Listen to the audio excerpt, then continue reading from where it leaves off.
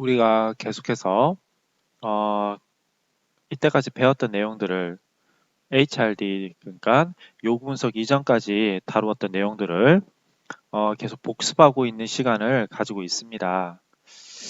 그러면 저번 시간에 이어서 지금 이번 시간은 이 교수 학습 이론부터 경력 개발과 조직 개발 이렇게 큰 주제를 복습하는 걸로 그렇게 해보겠습니다. 교수 학습 이론은 어떻게 보면 교수하는 사람, 다시 말해서 선생님이라든지 강사라든지 이런 사람들한테 좀 더 필요한 기술이라고 할 수 있죠. 하지만 HRD 담당자, 그러니까 수업 환경을 혹은 교육 과정을 마련해야 하고 운영해야 되는 HRD 담당자들도 이러한 교수 학습 과정을 정확하게 또 명확하게 알고 있어야지 자, 어떤 수업을 어떤 형태로 제공할지에 대한 명확한 판단을 내릴 수가 있겠지요. 자, 항상 제가 말씀드리지만 왜 이 과목을 배우는지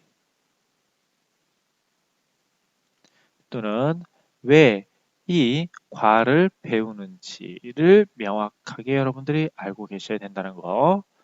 자, 그렇다면 교수학습 이론에서는 학문 영역은 심리학과 방법론과 교육공학, 교육 방법은 자 교육공학의 교육 방법이 합쳐진 걸 할 수 있는데요.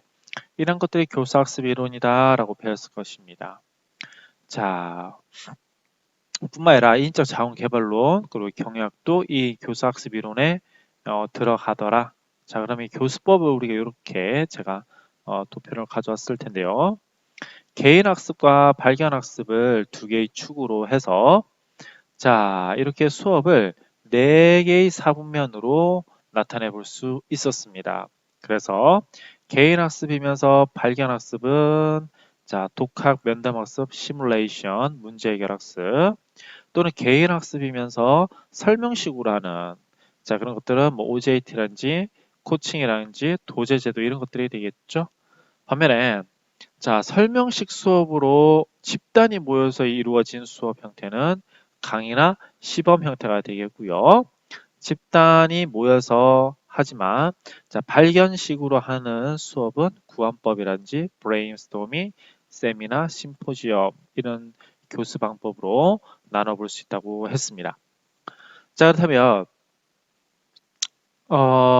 학습이라는 건 그러면 뭐를 나타낼까요? 여러 학자들이 얘기를 했을 거예요. 아마 제가 여러분한테는 이렇게 파블로프라든지 켈러라든지 카프카 또 스키너 뭐 이런 식으로 우선 학습에 정의했던 사람들을 이렇게 말씀을 드리면서 일반적인 의미로서의 학습을 말씀을 드렸을 겁니다.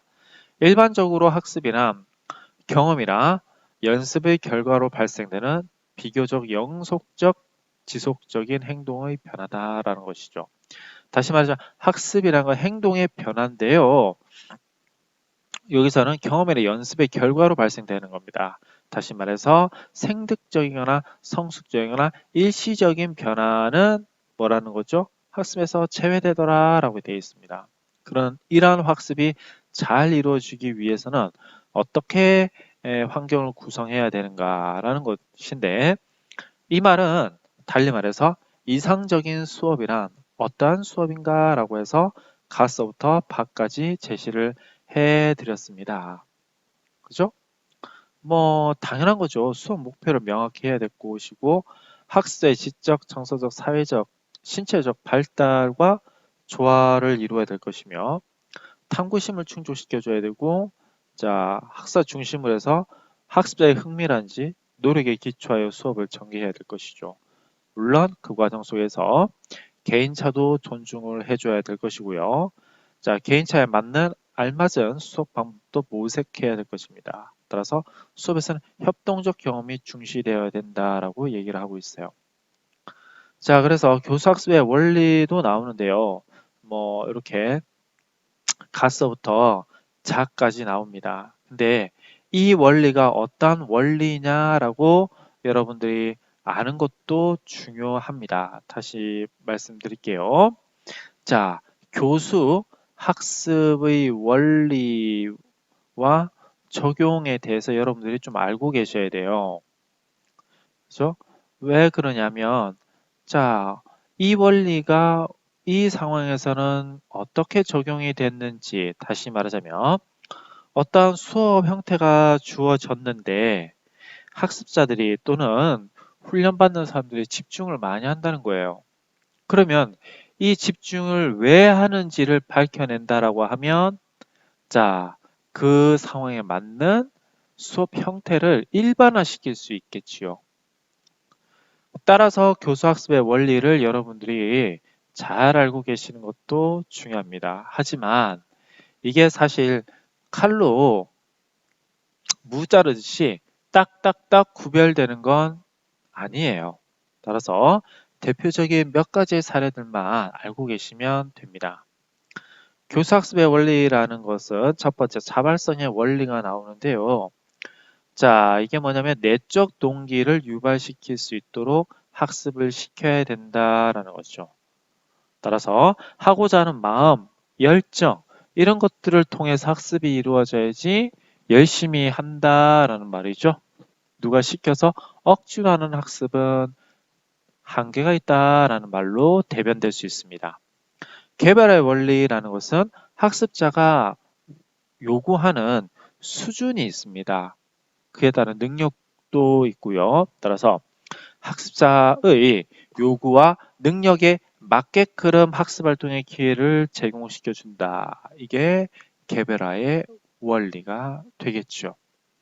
사회의 원리라는 것은요. 혼자서 하는 데는 한계가 있다라는 겁니다. 그죠? 자, 그래서 한번 읽어보죠. 사회의 원리는 공동학습을 통해서 협력적이고 우호적인 학습을 통해 사회화를 돕는 원리다라고 얘기하고 있습니다. 그래서 구현반은 뭐 올센의 지역사회학교 토익법 분단학습 문제 해결과 구환학습법. 이때 여러분들 구환학습법이라는 것은 어떤 문제를 주어주고 그 문제에 대해서 서로 묻고 답하면서 해결책을 만들어가는 것이라고 보시면 됩니다. 자, 통합의 원리, 그 다음 원리를 보죠. 학습자를 전인체의 인간으로 보고 그에게 내재하여 있는 모든 능력을 조화적으로 발전시키기 위한 생활 중심의 통합 교육을 원칙으로 하는 원리다라는 뜻이 되겠죠. 따라서 지적인 면만을 너무 강조할 것이 아니라, 그죠? 자, 일상생활에 여러 명과 통합해서 운영하는 게 필요하다라는 말입니다. 따라서 교재가 통합되고 인격이 통합되면서 생활 지도의 원리 같은 것들이 통합되어지는 것들을 우리는 통합의 원리라고 얘기할 수 있어요. 뭐 직관의 원리와 목적 원리, 생활의 원리, 과거와 자연의 원리 같은 것도 여러분들이 좀 아셔야 됩니다. 자, 그렇다면 우리 수업을 진행하는 데 있어서 영향을 미치는 것들을 여기에서는 수업의 변인이라고 말씀을 드렸을 겁니다. 그렇다면 역시 자, 수업의 변인이 이렇게 또 물어볼 수 있겠죠. 수업 변인을 공부하는 이유는 무엇인가? 이렇게 제가 서술형으로 낼 수도 있습니다. 자, 수업 변인이라는 것은 우리가 학습 효과에 영향을 미치는 변인이라고 할 수 있는 것이죠. 따라서 학습 효과를 높이기 위해서는 수업 변인을 통제해야 되는 것입니다. 그러한 수업 변인으로서는 수업 절차, 수업 활동, 수업 매개, 수업 조직, 뭐 환경 변인 등 이런 것들이 있더라라고 얘기를 할 수 있겠죠. 따라서 이렇게도 한번 내볼 수 있을 것 같아요. 자, 수업 변인은 이런 것들이 있는데 이런 것들인데 이런 사례에서는 어떠한 수업 변인을 좀 더 보완시켜 줘야 되는가 그런 어떠한 사례를 주고 문제를 찾아가는 해결책을 찾아내는 방식을 택해 볼 수도 있겠지요. 자, 다음으로 우리 교수 모형에 대해서 한번 알아봅시다. 말씀드렸듯이 서두에 개인이나 집단이냐 또는 설명식이냐 발견식이냐라고 해서 4분면에 의해서 네 가지 종류로 네 가지 유형으로 수업 방법을 나눠 볼 수 있다고 했습니다.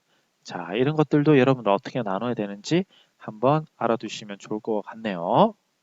자, 개별화 교수 모형 있는데요. 특히 여러분들 블룸의 그죠? 완전 학습 이 정도는 여러분들이 좀 알아두셔야 됩니다. 그죠? 그리고 글레이저도 좀 알아두셔야 되는 수업 모형인데요. 자, 글레이저는 블룸하고 다르게 자, 출발점 행동을 진단했다라고 하는 것들이 조금 차이입니다. 이런 것들도 다른 거에 비해서 차별화되는 특징이니까 알아두셔야 됩니다. 자, 글레이저 하면 출발점 행동을 진단했다라고 알아두세요. 자, 그 다음에 설명식 수업과 발견식 수업은 서로 어떻게 보면 대척점에 있는 거예요. 근데 이를 주장했던 사람이 두 명이 있습니다. 설명식 교수 모형에서는 오스벨의 교수 모형이라고 했는데요. 특히 여기서는 유의미한 학습 과제를 인지 구조에 맞게끔 포섭해야지 파지 전이 재생이 체계적으로 일어난다라고 얘기를 하셨습니다. 따라서 설명을 굉장히 논리적으로 해야 된다라고 우리가 추론해 볼 수 있겠지요. 반면에 자, 발견식 교수 모형이 있습니다. 브루너의 교수 모형인데요. 자, 이것은 지식의 구조, 다시 말하자면 어떤 나선형 교육 과정을 얘기하고 있는 겁니다. 따라서 지식의 핵심을 알려주면 나머지 응용을 학생 스스로의 응용을 통해서 지식은 좀 더 확장이 되어진다. 그런데 이러한 확장은 인지 구조에 따라서 인지 구조의 발달에 따라서 달라질 수 있다라고 얘기했던 게 바로 브루너예요. 그렇죠? 자, 그 다음에 처방적 교수명은 간의 학습명 ARCS인데 켈러의 ARCS 모형은 자, 우리가 가장 간단하게 교수 모형을 만들 수 있는 건데요.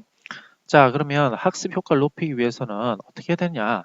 주의 집중을 하게 만들고 또 학습 내용이 애들이 배우려고 하는 내용과 관련성이 있어야 될 것이며 학습자 스스로가 배워서 효과를 낼 수 있다는 자신감을 갖게 해줘야 된다. 그리고 그 결과에 대해서 만족감을 가질 수 있도록 교육 과정을 짜야 된다라고 했던 게 켈러의 ARCS 모임입니다. 자, 여러분들 이런 것들도 보세요.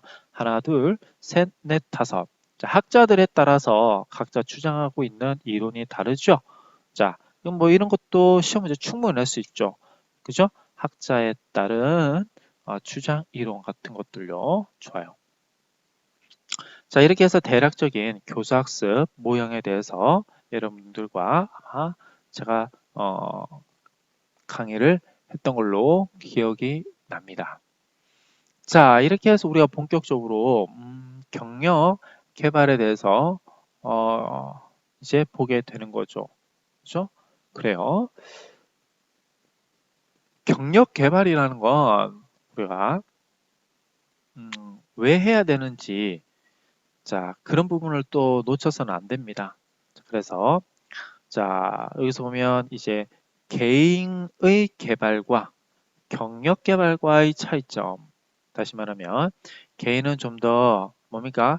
어떻게 말하면 한 명의 그 사람에게 초점을 맞춰진 교육 훈련 시스템이라고 한다면 경력 개발은 그 사람이 어떤 조직에 들어갔을 때 발전되어지는 시스템을 얘기를 하는 거예요.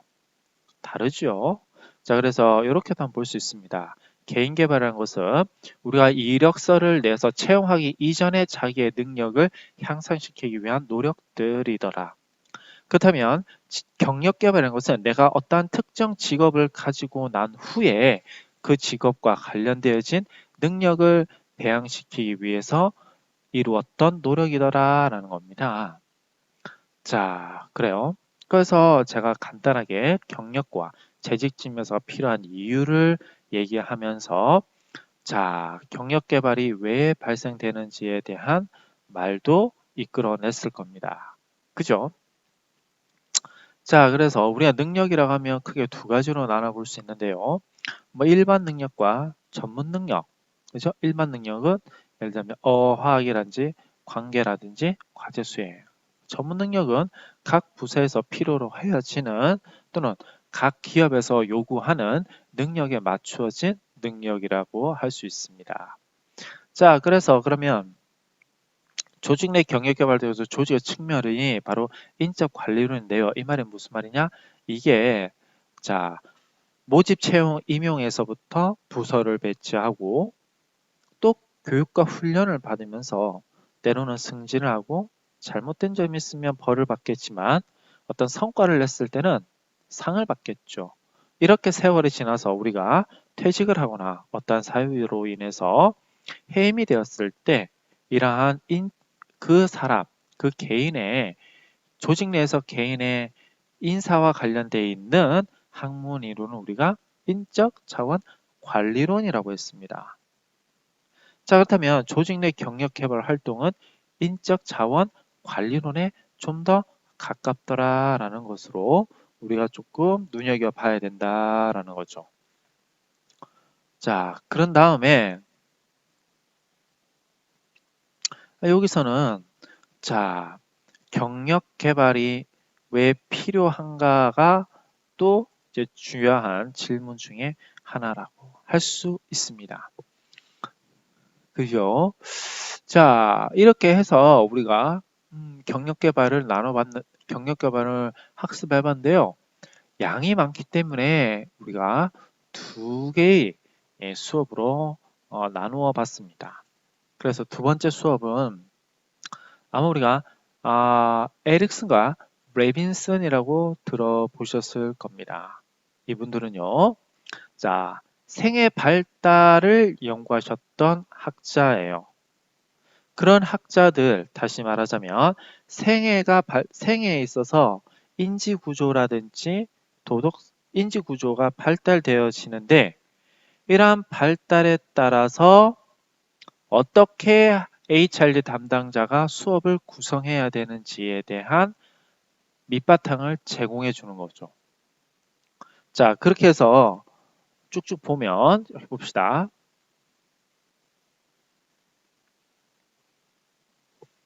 네. 자, 개인적으로 경력 개발 계획서를 작성한다라고 되어 있습니다. 그렇죠? 자, 경력 개발 계획서에는 그렇다면 어떤 요인들이 포함되느냐? 전문 영역의 설정, 그죠? 전문 영역의 설정은 이런 거라고 보시면 되겠네요. 판매부에서는 홍보, 카운셀링, 마케팅, 자, 이런 전문 영역은 그 부서에서 꼭 갖춰야만 하는 직무라고 할 수 있습니다.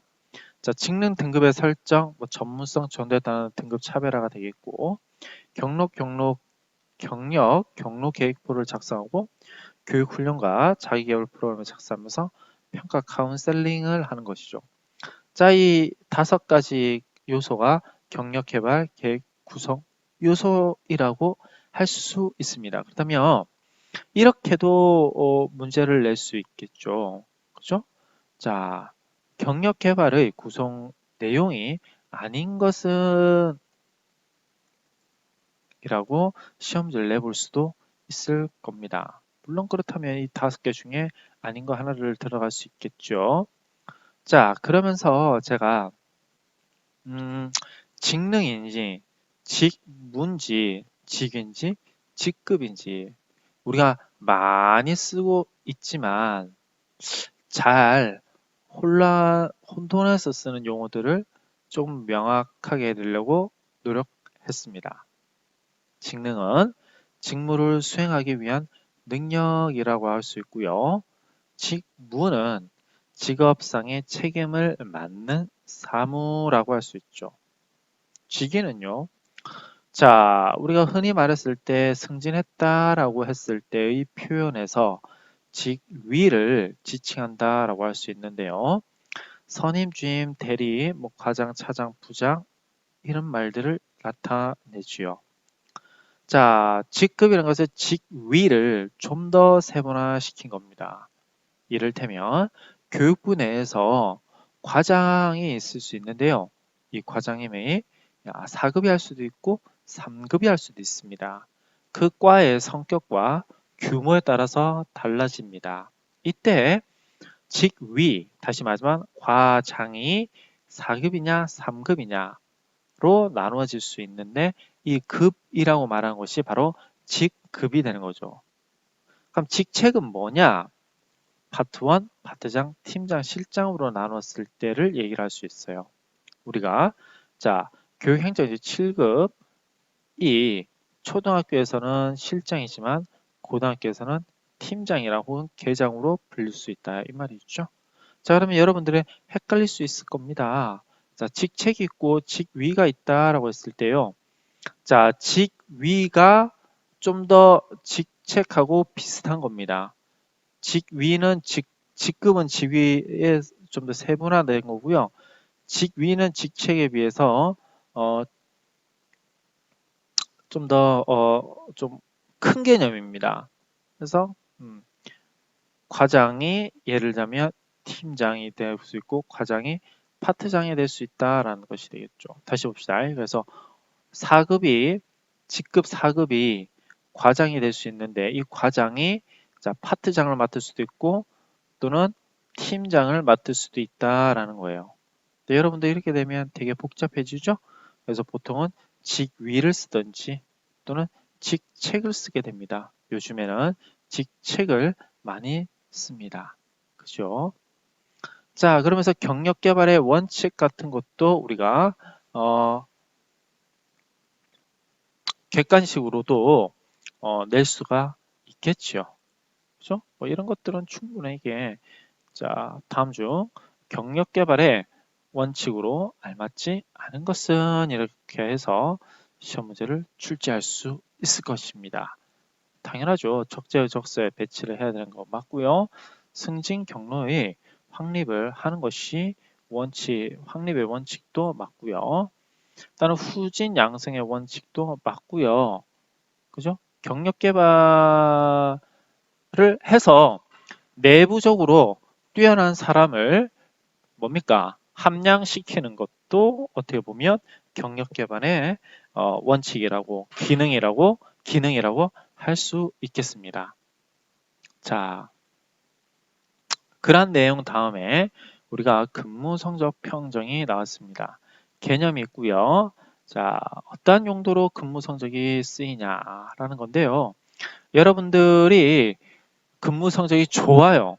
그러면 승진이 빨리 이루어질 수 있는 부서로 발령을 받고 싶어 하시죠? 자, 이때 자, 바로 뭐라 할 수 있습니까? 인사의 요소로서 인사 요소로서 근무 성적 평정을 활용할 수 있다라고 말해 볼 수 있었어요. 자, 그러면서 평정의 오차를 제가 말씀을 드렸는데 이 부분 같은 경우는 여러분들이 무엇보다도 좀 알고 있어야 되겠죠. 왜 그렇습니까? 왜 평정의 오차를 여러분들이 알고 있어야 되죠? 자, 이 오차가 왜 발생했고, 그죠? 해결하기 위한 방안은 무엇인가에 대한 아이디어를 얻기 위해서 자, 평정 오차가 필요한 겁니다. 그죠? 자, 대부분은 어떤 평점에서 다른 사람들한테요, 동의를 구하지 못하는 경우가 있어요. 자, 그것은 문제죠. 그죠? 자, 이랬을 때 어떠한 오류 때문에 그런 거냐를 알아보기 위해서 이렇게 우리가 공부를 한 것이라고 보면 됩니다. 자, 그러면서 우리가 임용의 종류에는 이렇게 외부 임용과 내부 임용이 있더라. 내부 임용은 다시 승진과 순환 배치로 나누어 볼 수 있겠네요. 좋아요. 자, 이렇게 해서 경력 개발에 대해서 쭉쭉쭉 한번 봤는데요. 여러분이 잊어서 안 되는 것들이 두 가지가 있습니다. 바로 에릭슨과 레빈슨이에요. 이건 여러분들 시험 문제에 제가 꼭 낼 겁니다. 그렇죠? 레빈슨과 에릭슨은요. 자, 시험 문제 당연히 낼 수밖에 없습니다.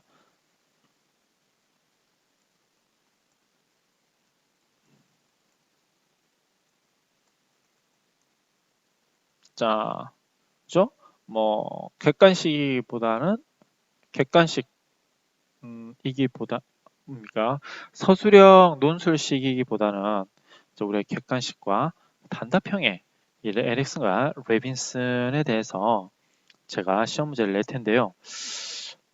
공부를 해보시다 보면 아시겠지만 문제가 낼 수 있는 게 정해져 있습니다. 그죠? 뭐 이렇게도 해볼 수 있는데요. 그래요. 하면서 여기 한번 봅시다. 우선 자, 우리가 일반 자격과 전문 자격에 대해서 아까 얘기를 드렸는데요. 자, 우리가 어떤 자격을 통과하고 나면 일반 자격을 갖추었는데 전문 자격은 이러한 자격 위에 형성된 것이다. 그래서 변호사를 통과했다고 해서 모든 분야에 다 전문가, 물론 다른 사람에 비해서는 전문가죠. 그래서 변호사라는 일반 자격을 갖게 된 거예요.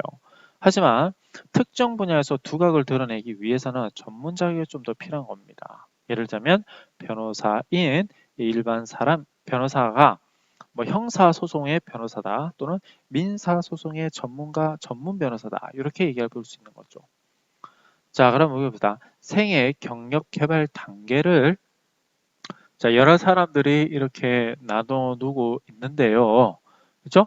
자, 그랬을 때 이 발달이라는 것은 뭐냐? 그랬을 때 우리가 시간적 개념이 포함되어야 됩니다. 시간이 흘러서요. 양적으로 확대되면서도 질적으로 심화가 돼야 되는 겁니다. 뿐만이 아니라 이러한 양적 확대와 질적 심화를 바탕으로 내부의 변화를 이끌어내야 되는 것이죠. 이게 발달이에요. 그러면 발달과 비슷한 개념은 뭐냐? 뭐 성장이 있을 수 있고요. 학습이 있을 수 있고요. 또는 성숙이 있을 수 있습니다. 이때 여러분들 성숙이라는 것은 어떤 생리학적인 또는 화학적인 변화에 의한 것이지 그죠? 어떤 노력에 의해서 이루어진 건 아니에요. 노력에 의해서 이루어진 것은 우리가 학습이라든지 이렇게 볼 수 있습니다. 그럼 이러한 발달의 일반 원리는 뭐냐?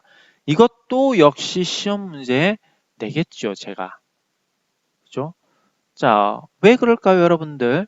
자, 발달의 일반 원리. 우리가 하려고 하는 건요, 발달시키기 위한 환경을 구성해 보는 겁니다.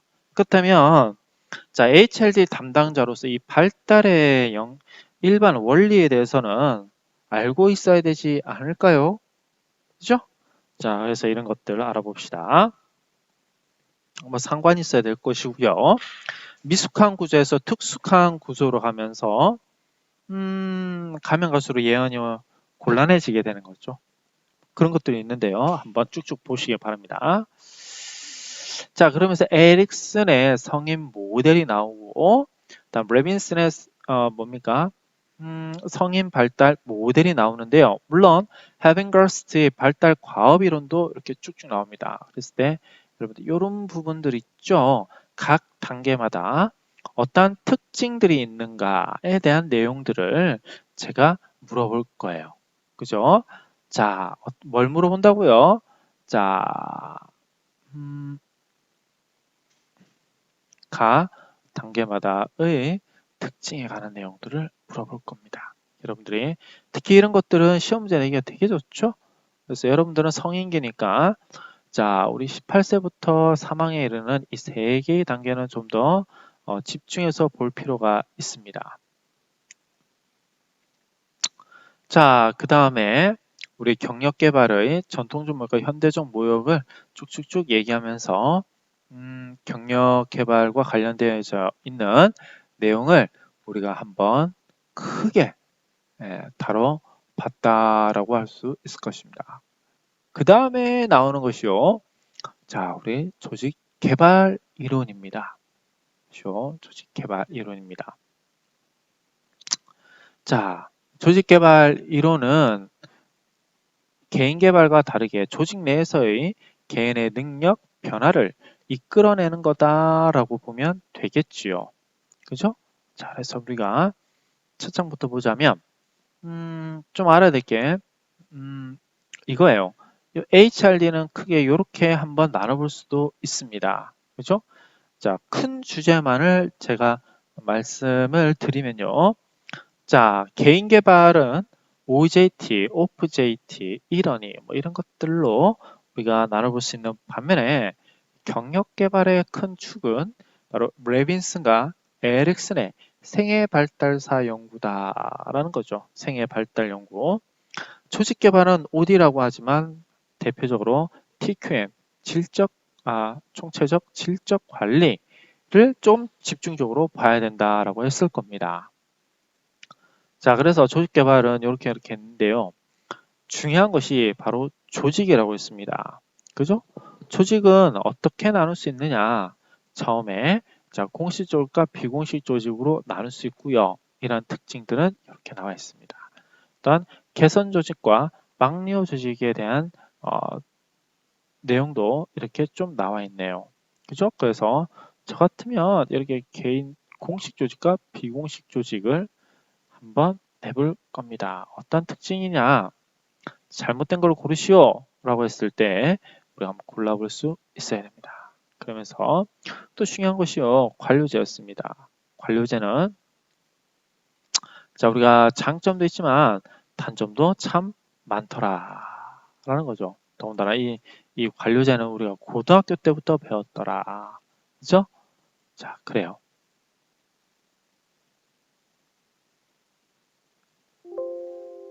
그래서 이제 조직 개발을 들어가면 이러한 정의가 되더라 라는 뜻이죠. 그죠? 네, 이 부분 좀 볼까요? 변화의 과정 이론이라고 되어 있습니다. 그죠? 뭐 해빙기 변화기, 재 동결기 이렇게 나올 수 있죠. 뭐 이런 것들도 어떤 뭐 이렇게 순서 같은 거 물어볼 수 있겠네요. 그죠? 자, 그러면서 이제 개입 전략이 이렇게 있습니다. 네 가지가요. 뭐 실행 이론 이런 것들도 이렇게 뭐 한번 내볼 수 있죠. 어느 것이 어디에 들어가느냐 이런 식으로 시험 문제를 내볼 수 있습니다. 그러면서 변화 압력과 저항 요소들이 있는데요. 우리가 변화를 하지 않으면 결국에는 조직의 파탄을 불러옵니다. 그렇죠? 조직의 파탄을 불러와요. 자, 그렇게 해서 우리가 변화를 하는 데 있어서 변화를 꼭 해야 된다라는 노인과 변화를 하지 말자라는 그러한 요소들이 있을 때 어떤 포지션과 어떤 종류들이 있는지에 대한 내용들을 다뤄봤습니다. 자, 강의해 볼까요? 자, 장애 요소와 방해 요소가 있습니다. 이런 두 요소를 고려해서 개입 전략을 구사하는데 이때 개입 전략이라는 것은 HRD 담당자가 그 수업에서 그 교사 또는 학생과의 상호작용에 들어가느냐 마느냐 뭐 이런 것들을 얘기하고 있는 겁니다. 좋아요. 그래서 이제 조직 내외적인 변화 요인들, 변화에 대한 압력 요인들 그런 것들이 있을 수 있겠죠. 그래서 변화에 대한 뭐 저항 요인들 이런 것들도 충분히 객관식으로도 낼 수가 있겠죠. 어느 것이 압력 요인이고 어느 것이 변화 요인이더냐라는 것들로 자, 저 같으면 객관식으로 출제 가능하다라는 것이죠. 그렇습니까? 자, 아니 뭐 이런 것들도 객관식으로 이렇게 실행 이론도 낼 수가 있고요. 자, 뭐 요것도 변화 과정이 객관식으로 출제 가능하다라고 이렇게 볼 수 있습니다. 그 다음에 자, 조직 개발 이론의 어떤 한계성이 무엇이냐 볼 수 있고요. 자, 그러면 인적 자원 개발론의 조직 개발 이론을 배우고 난 후에 성과는 이라고 해서 당연하죠. 조직의 효율성, 효과성이 높아진다가 바로 조직 개발 이론을 배우는 예이더라라고 할 수 있습니다. 그죠? 무슨 뭐 정수기 제품 판매에 대해서 아마 예시를 드려 놓았을 겁니다. 조직 개발에 있어서의 컨설턴트의 역할이라고 되어 있죠. 그죠? 진단하고 뭐 원인과 해법을 제시하면서 보고서 매뉴얼을 작성하고 방향성을 제시하더라. 아, 당연히 이것도 역시 뭐 할 수 있습니까? 그렇죠. 우리가 객관식으로도 출제를 할 수 있는 내용이더라라는 겁니다. 자, 컨스턴트 역할은 이런 것들이 있는데, 그래요. 이런 것들이 있는데, 이런 것들이 있죠. 조직개발에서 컨설턴트의 역할이라는 것은 요건 좀 잘못된 거야. 직접적으로 수업을 담당한다 라는 것은 교사가 하는 일이라고 할 수 있겠지요. 그죠? 그래요. 그러면 쭉쭉쭉 한번 나가 보겠습니다. 하면서 개인의 인식 변화가 이렇게 있습니다. 그죠? 자, 요거도 조금 여러분들이 뭐 알면 될 것 같아요. 인식 변화의 어떤 단계라고 볼 수 있죠? 뭐, 그죠? 뭐, 요런 것들은 이렇게 해서요. 역시 뭐 객관식으로도 출제를 할 수 있겠네요. 어떻게 하면 되겠습니까? 개인의 인식 변화에서 예를 들자면, 자, 맞지가 않는 것은 라고 있죠. 그러면서 베타 변화를 단순하게 기술 향상의 느낌이다 라고 한다면, 뭐, 예를 들자면, 베타 변화를,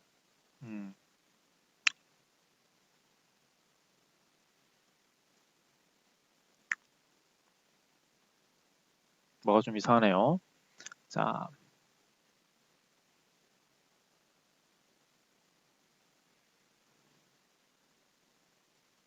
베타 변화하고서는 뭐 기술 향상의 느낌이다 라고 한다면 이것은 뭡니까? 좀 잘못된 것이죠? 그죠? 자, 이것은 뭐 알파 변화라고 할 수 있죠? 베타 변화는 자, 느낌에서 좀 더 문서화된 것, 그것을 이제 가치 변화라고 할 수 있고요. 질적 변화는 감마 변화인데 A보다는 B가 좀 더 심도 있게 변해진 거다라고 보시면 됩니다. 뭐 이런 것들도 역시 객관식으로 출제할 수가 있겠습니다. 자, 여기 보겠습니다. 그래서 여기 변화 주체별 역할이 되는데요. 변화 관리자가 있고, 변화 주도자가 있고, 변화 시스템 내 구성원의 역할, 뭐 이렇게도 돼 있겠네요. 변화 관리자는 당연히 구조관리본부장이 되겠고요. 변화 주도자라는 것은 뭐 구조관리본부 팀원들이 되는 것일 수도 있고요. 자, 그에 대해서 이제 구성원들의 역할은 뭐가 있어야 되는지에 대해서 쭉쭉쭉 나와 있습니다. 자, 이렇게 해서 우리가 조직 개발에 대한 내용을 아마 다 다뤄봤을 겁니다. 그죠? 자, 이렇게 조직 개발도 역시 두 가지의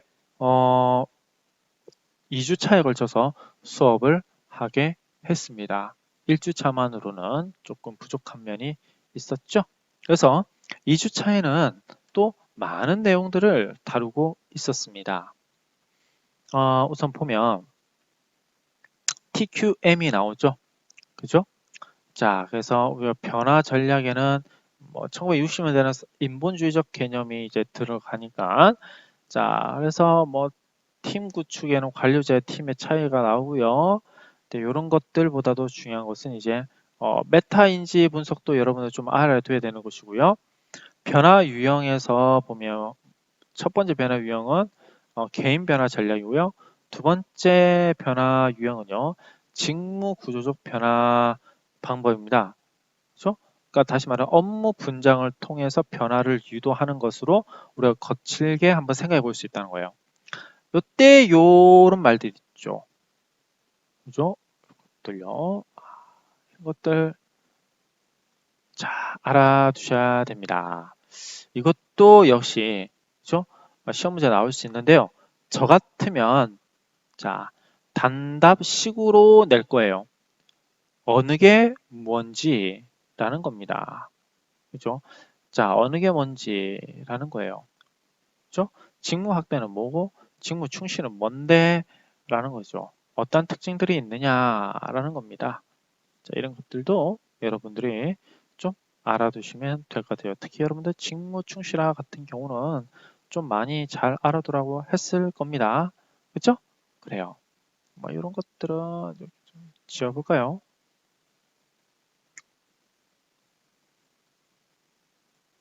자, 그러면서 좀 여러분들이 또 알아주셔야 될 것이 집중 근무제가 뭐고 근무 시간 자유 선택제가 무엇이냐라는 거죠.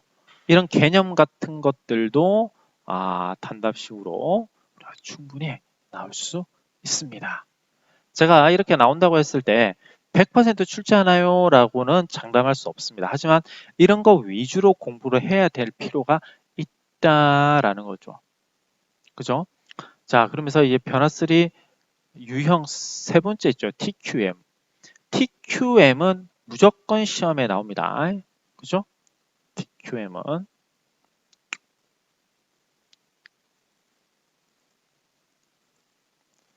출제한다라는 거예요.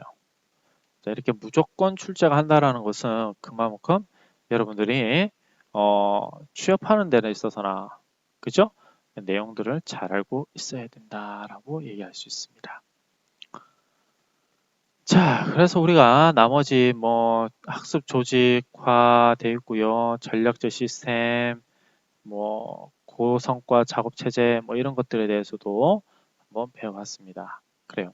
이렇게 하다 보니까 우리가 객관식을 어떻게 공부해야 되고 더불어서 서술형과 단답식을 어떠한 핵심어와 키워드를 포함시켜서 공부해야 되는지를 여러분들이 조금은 알게 됐을 거라고 믿어봅니다. 자, 그래요. 자, 이렇게 해서 우리가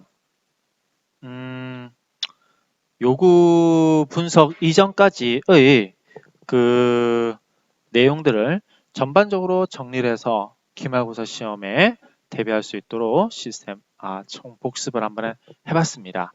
자, 모든 걸 다 해줄 수는 없지만 여러분들이 그 부분들을 그죠? 강의로 채우지 못한 부분들은 여러분들이 조금 개별적으로 공부를 하셔야 됩니다. 인적 자원 개발론 쉬운 과목은 아닙니다. 그죠? 자, 그래서 여러분들이 하나씩 하나씩 더 공부를 해서 좋은 성과를 얻을 수 있도록 그렇게 기대를 하겠습니다. 간혹 모르는 것들이 나오신다라면 언제든지 질문을 해서 한 문제 한 문제 꼭꼭 좋은 점수를 얻고 나아가서 여러분들이 인적 자원 개발과 관련된 지식을 확충해서 그죠? HRD 담당자가 능력 있는 HRD 담당자가 되기를 바라겠습니다. 자, 총 복수가 관련된 내용들은 여기까지만 하겠습니다. 고맙습니다.